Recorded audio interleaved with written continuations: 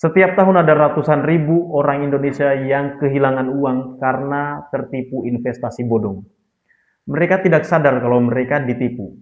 Yang lebih menyeramkan lagi, skema ini terus berulang setiap tahun. Bahkan orang-orangnya sama, mereka tinggal ganti nama, ganti kantor. Kalau kamu nggak mau jadi korban selanjutnya, kamu wajib nonton video ini sampai selesai.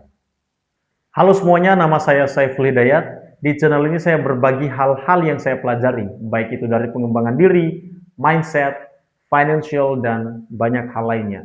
Ini merupakan dokumentasi pribadi saya, dokumentasi diri saya sendiri. Jadi kalau kamu mau maju bareng, mau berkembang, kamu boleh like video ini, share, dan subscribe. Akhir-akhir ini saya sering mendengar berita tentang orang-orang yang tertipu oleh investasi bodong. Ada yang sudah kerja bertahun-tahun, menabung, dibuang semua ke investasi bodong, ditipu, hilang semua. Ada juga yang sampai jual tanah orang tuanya, dapat uang, dibuang ke investasi bodong, tertipu, hilang semua. Tanahnya hilang, uangnya juga hilang. Supaya kamu tidak menjadi korban selanjutnya, kamu harus paham dua skema klasik yang sering digunakan dalam investasi bodong. Skema Ponzi dan skema monyet. Skema Ponzi adalah investasi yang pasti memberikan kamu keuntungan.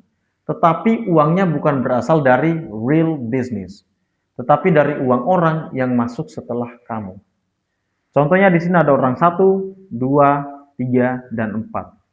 Orang 1 masuk ke dalam Ponzi. Kalau dia ingin mendapatkan profit, dia harus mengajak orang 2 masuk. Jadi profitnya diambil dari uang orang 2 ini. Gitu. Begitupun orang 2, kalau dia mau dapat profit, dia harus mengajak orang 3 masuk. Jadi profitnya diambil dari uang orang 3. Nah, tapi jangan salah, bergabungnya orang 3, orang 1 juga tetap dapat profit. Dan begitu seterusnya. Dari gambaran ini, kita bisa tahu bahwa orang yang bergabung lebih awal ke dalam Ponzi itu untung.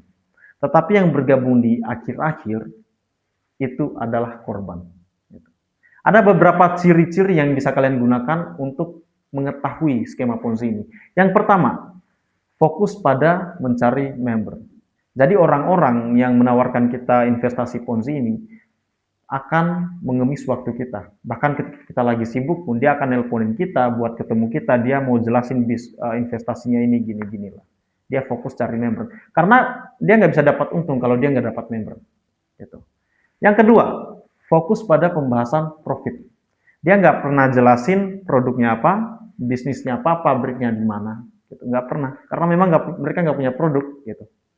Mereka hanya membicarakan tentang profit kamu taruh uangmu 1 juta hari ini, bulan depan nanti jadi 1.500.000 gitu. Nggak pernah ada pembahasan produk. Itu jelas Ponzi. Gitu. Ini mirip MLM. Tapi kalau MLM itu ada produknya gitu. MLM juga cari orang, tapi produknya ada. Kalau Ponzi sama sekali nggak ada produk. Produknya ya kamu. Mereka mau ngambil uangmu, kamu gabung, uangmu saya jadikan untung saya ya. Kamulah produknya. Untuk menjelaskan skema monyet, saya akan menggunakan cerita.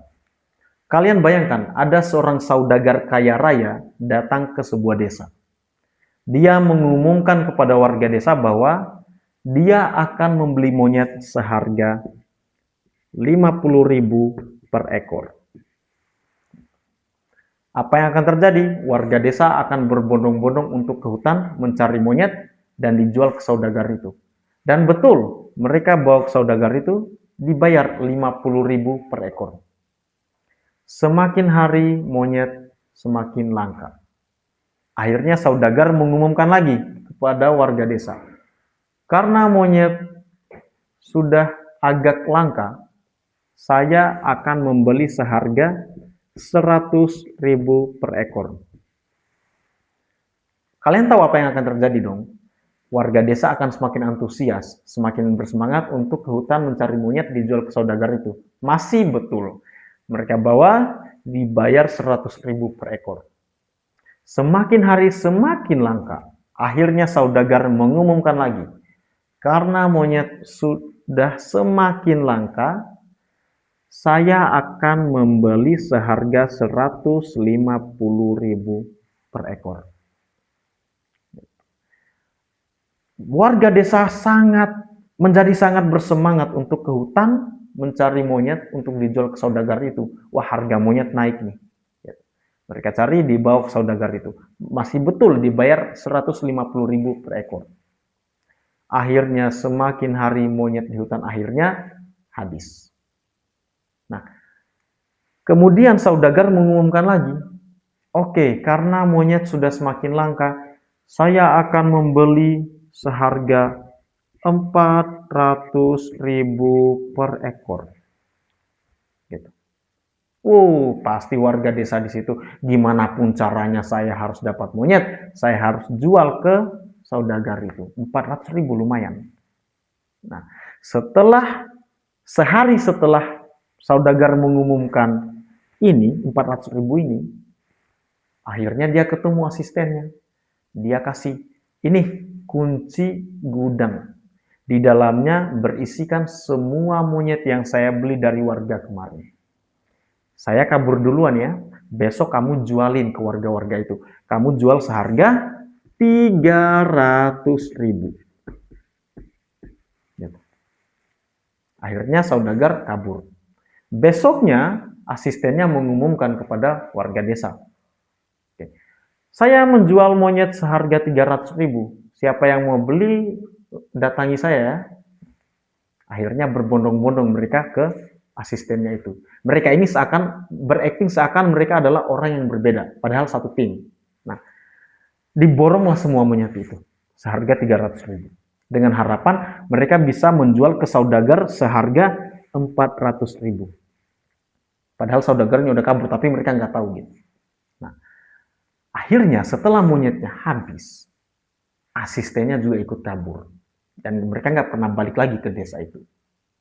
Jadi 400.000 ini nggak pernah terjadi. Karena mereka duluan kabur. Nah, setelah monyetnya habis, orang-orang desa sibuk mencari saudagarnya di mana.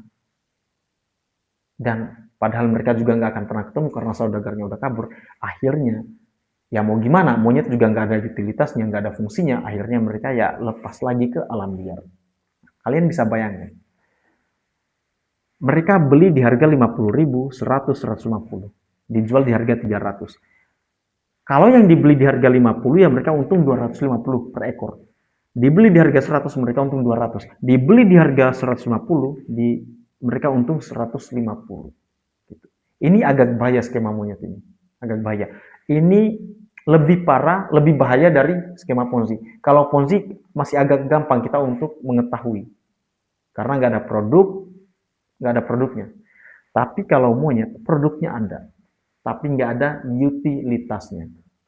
Nah, contoh nyata yang terjadi beberapa tahun yang lalu itu adalah, ya saya nggak tahu ya, mungkin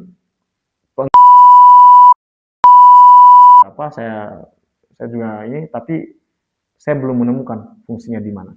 Gitu. Itu contoh skema monyet. Jadi kalian jangan sampai tertipu. Lantas investasi yang benar itu seperti apa? Simple kok. Kamu punya ilmu, tapi nggak punya modal. Saya punya modal, tapi nggak punya skillnya. Ya udah, kita patungan. Saya modali kamu, kamu jalankan bisnisnya. Nanti untungnya kita bagi dua. Jadi jelas, produknya ada, dan pembagian labanya juga jelas. Nggak kayak Ponzi yang cuman profit, pembahasannya laba, untung gitu. Tapi nggak pernah ada produknya, nggak pernah ada pembahasan produknya, nggak pernah tahu pabriknya di mana. Itu bukan investasi, itu penipuan. Setelah mendengar penjelasan tadi, saya harap teman-teman bisa lebih bijak lagi. Jangan sampai terjebak oleh skema Ponzi dan skema monyet. Atau kamu sudah pernah ada yang terjebak? Kalau kamu pernah, coba tulis di kolom komentar kamu pernah terjebak skema Ponzi atau skema monyet. Terima kasih sudah menonton video ini. Jangan lupa like, share, dan subscribe kalau kamu merasa video-video saya bermanfaat. Kalau enggak, ya nggak usah. Sampai jumpa di video selanjutnya.